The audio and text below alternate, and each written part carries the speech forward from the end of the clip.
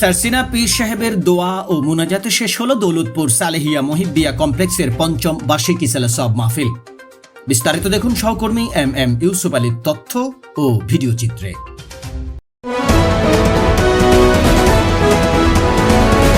আপনারা দেখছেন IRTV news Bangla.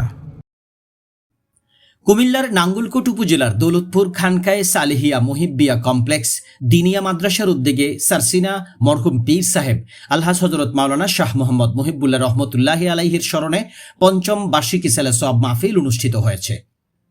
গত 6 নভেম্বর শুক্রবার মাদ্রাসা ময়দানে আয়োজিত এই মাহফিলে দেশ জুড়ে আগত হাজার হাজার আশেকান ও মুরিদান অংশ নেন। মাহফিলে প্রধান মেহমান হিসাবে ওয়াজ নসিহত ও দোয়া মুনাজাত পরিচালনা করেন সারসিনা দরবার শরীফের বর্তমান পীর সাহেব আমির শরীয়ত ও তরিকত আমির হিজবুল্লাহ আলহাজ হযরত মাওলানা শাহ আবু নসর নেসারউদ্দিন আহমেদ হুসাইন মাদ্দাজিল্লাহুল আলী। তালিম পরিচালনা করেন বাংলাদেশ জমিয়াতে হিজবুল্লাহর সিনিয়র নায়েবে আমির আলহাজ হযরত মাওলানা শাহ আবু বকর সালে মোহাম্মদ নেসারুল্লাহ। বিশেষ মেহমান হিসেবে উপস্থিত ছিলেন ঢাকা বিশ্ববিদ্যালয়ের অধ্যাপক আলহাজ হযরত মাওলানা ডক্টর রুহুল আমিন। এছাড়াও আলোচনা করেন পীর সাহেব কেবলার সফর সঙ্গী হযরত মাওলানা মুফতি মুহিবুল্লাহ আল মাহমুদ সহ প্রখ্যাত উলামায়ে কেরাম বৃন্দ। মুনাজাত পূর্ব সংক্ষিপ্ত বক্তব্য রাখেন নাঙ্গলকোট উপজেলা জমিয়াতে হিজবুল্লাহর সভাপতি আলহাজ হযরত মাওলানা আবুল হাশেম।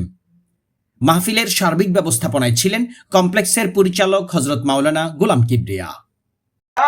إمام الأنبياء يا نبي سلام يا رسول سلام عليك يا حبيب Yusuf Ali IRTV news Bangla.